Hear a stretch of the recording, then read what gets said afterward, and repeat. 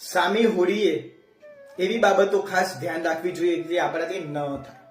સૌથી પહેલા તો વાત કરવામાં આવે તો પૈસાનો વ્યવહાર આ દિવસે તમારે નથી કરવાનો. આપનાર અને લેનાર બંનેને આર્થિક સમસ્યા આવી શકે છે. બીજા નંબરમાં હોળી જે પ્રજ્વલિત કરવાની હોય એમાં જેને એકનો એક સંતાન પુત્ર હોય તો એ પણ હોળી પ્રજ્વલિત નથી કરી શકતા. પુત્ર અને પુત્રી હોય તો અવશ્ય તમે કરી શકો છો. આગળ સફેદ વસ્તુનો એ દિવસે ત્યાગ કરવાનો છે, એ આપણે આરોગવાની નથી. અને ભૂલથી પણ સનાતન સંસ્કૃતિમાં લખ્યું છે કે આ દિવસે માતા કે માતા સમાન લોકોનું અપમાન ન થાય.